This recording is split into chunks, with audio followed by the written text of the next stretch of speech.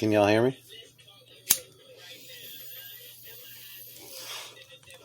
So yeah, I've been having a good week. My boss helped me. She's wonderful. She really is. Her name's Lisa. And then the big boss, he's the major. And I work at Salvation Army, and I really like the job most of the time. Sometimes it wears me out because some days you work really hard. Some days kind of boring. But still, it's awesome because we always find something to do, and then I work with people I like and respect, and they put up with me. So that's pretty cool. That's pretty cool. We get along pretty good, but I got PTSD, and sometimes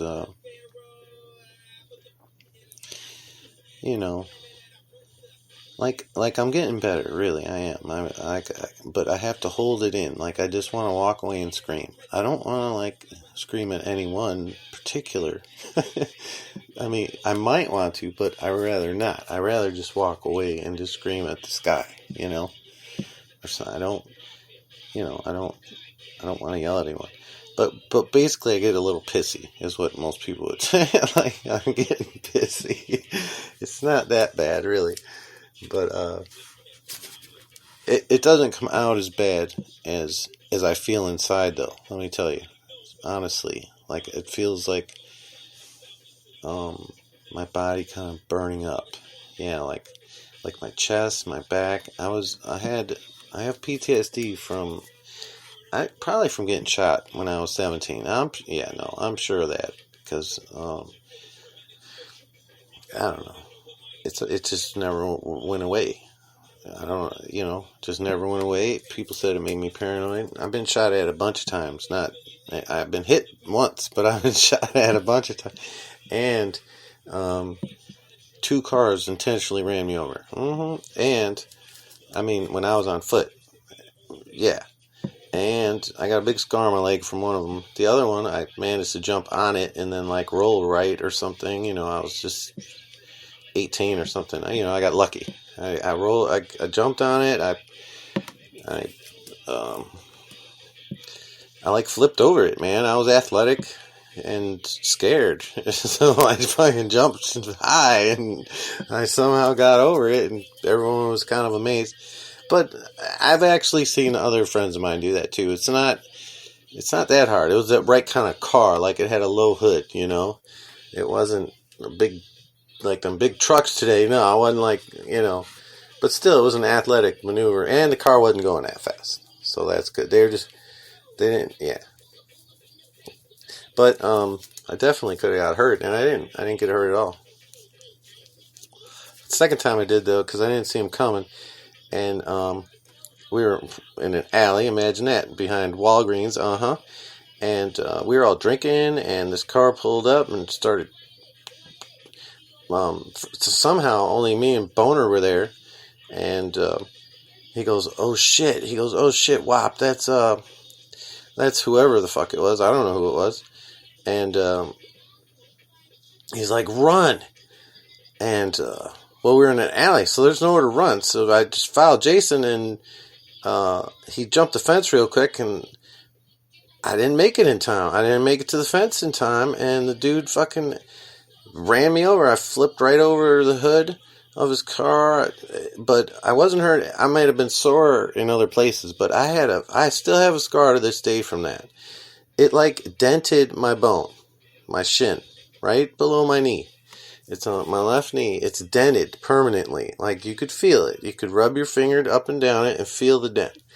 It's from the steel. It had a steel. It was like one of them old Beamers or something, And it had a steel fender, front fender.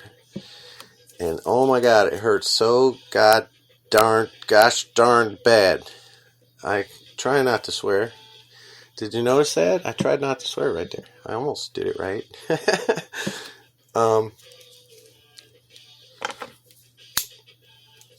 Yeah. So I found out later, Boner told me later who that was, and it was, he recognized the girl in the front seat because they were making out. I don't know, they might have had sex. I really don't know. I know they were together. I don't know how far they, whatever. But he found out about it. So he was actually trying to run over Boner. Mm-hmm. Yep, that's the truth. And Boner told me that. So then when I go down to Carbondale, I find out that those are the same people, and we're at a party, and I start asking them questions. I'm like, and they started crying and stuff. The girls started crying. They felt so guilty, and they promised me they would tell me who it was when they, like the next day or something. We're like, could we just please not talk about it anymore and just enjoy the rest of the party, type thing, and we'll tell you tomorrow. We're already drunk, They made up a bunch of excuses, and I didn't see them. I never seen them again. They were just visiting down there, and so whenever they came to visit, whoever that dude who ran me over, he went to school there. I forget his name or whatever, but I know he goes to school there. He went to school there. And no one ever really told me the truth or whatever, except Boner. He told me. But, I forget everyone's damn name, and I was drunk too, and they're like, oh, could we just drop it? I'm like, all right, well, you tell me tomorrow, because that wasn't, that's like attempted murder. You don't just go screeching down an alley and run someone over. What the fuck? That's like attempted murder, seriously. Or something very serious, aggravated, bad, I don't know. That's attempted murder. If you see that in a movie, it's like attempted murder, right? It is. It's crazy to do that. That kind of stuff happened in our neighborhood a lot, though. Like, a lot. I don't know. My neighborhood, we didn't have many guns, but there was, and not knives either, but we definitely played hardball. Serious fist fights with 100 people fighting. No kidding. I don't know, big parties too. 200, 300, 400 people at a party was not uncommon. It would happen every weekend somewhere on the south side of Chicago, for real. And sometimes we knew who they were. Sometimes we knew someone who knew who they were, acquaintance. But we'd go to all kind of parties all over the south side. Like, we were all over the south side of Chicago. We were at South Shore Beach a lot. We were all the way on the east side. We were on the west side. We were in the suburb. We were everywhere. We were all over Chicago, for real. We definitely got around for being young kids. We got around. We went everywhere. And then we went to Paw Paw Lake, Michigan, where Shaylin grew up. I hope you're listening, Shay, because, it ain't about hate. It's about love. But sometimes, wires get crossed or whatever. But, anyway, I don't even know. I ain't trying to talk about you right now. Sorry. But,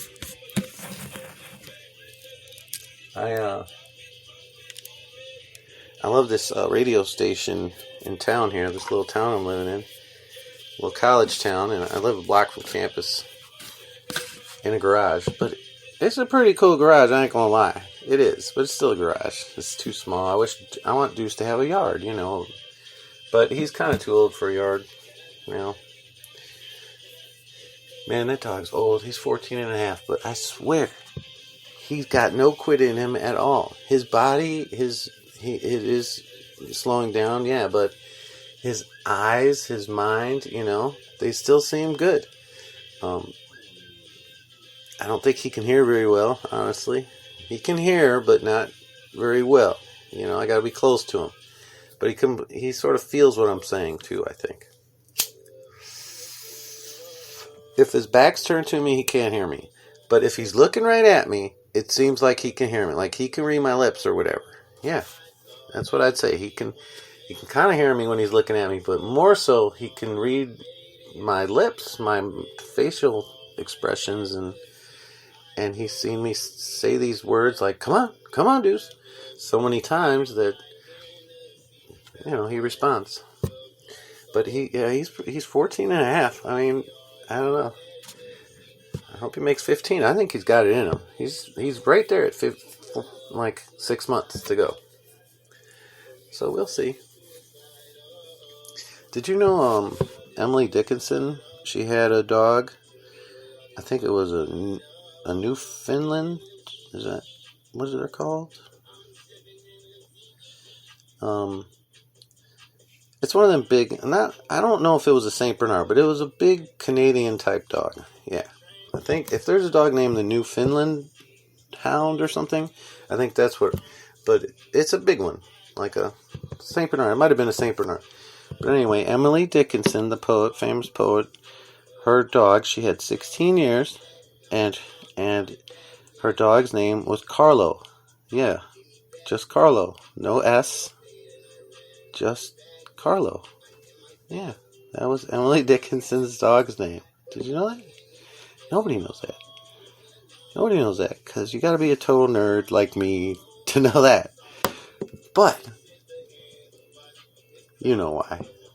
You know, I'm Charlie Poet, but you know what else? You know my real name, don't you? Yeah.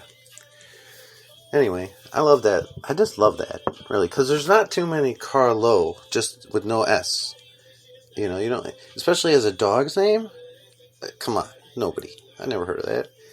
But Emily Dick, yeah. So, and I love her poems. She's like my favorite poet. I'd have to say she is my favorite poet. I always tell people Edgar Allan Poe, but it's actually Emily Dickinson. I don't know. I like the mysterious aspect of her. Like, she's the essence of a true poet. Just like, just lived in solitude and wrote poems. That's how she's portrayed anyway. And I think it's kind of true. She never got married, never had kids. Wrote a bunch of poems and didn't share it with very many people. And she kept them all neatly bundled up. Like, she knew they were important. She loved them. She gave them love. She made sure they were secure and safe and never got wet. And, they were clean and neat. No dirt got on them. You know what I mean? And she loved them. Yeah. And she's my favorite poet. I started reading her poems when I was really young. Like at school, I think. We just read one of her poems at school, and then I went to the library and started reading more of them. And I really didn't understand them, It's like, I'm second, third, fourth grade? But I liked them. I don't know why I liked them, no. I liked, like, when I got a line, I'm like, ooh, I like guessing. I like trying to figure it out, is what it was. And I'm still like that. I like to figure things out, but not in a mathematical way, I hate that. No, more of like an investigator's mind, like like Sherlock. But I'm sure that Sherlock could do his math. I mean, come on. He could do his math. So, I can't do my math. So, I can't say I'm Sherlock, but I'm sort of like, I have a knack at figuring out very difficult sort of things I'd say more through persistence. It's just my nature, I'd say. It's just my natural inclination is when I can't figure something out to keep trying to figure it out until I understand and say, oh, okay, I want to have that aha moment. Okay, I get it now. I think I like that. I think, yes, now I get it, yeah. Because I grew up under a lot of spiritual witchcraft. I don't know how else to say it other than that. I mean, MK Ultra program, I'm a survivor of the MK Ultra program because I was born into a mafia family, and they knew that I wasn't one of them. They just know, you know what I mean? They just know from a very early age. And so they had me watched my whole life, and you might say I'm making it up, but I'm not. My life sucked too bad. Too much. There's no way. It was all, and I'm a Christian, and they just know how to torture you. They know how to keep you bound, and you're not, unless you know you're a Christian. See, I didn't know I was a Christian, but they knew. See, it's funny how that happens, but they knew before I did, see? Way before, decades before. Anyway, that's so they decide to, they kept me in the Coven in New Orleans. Not in it, I'm surrounded by it. Right? Yep.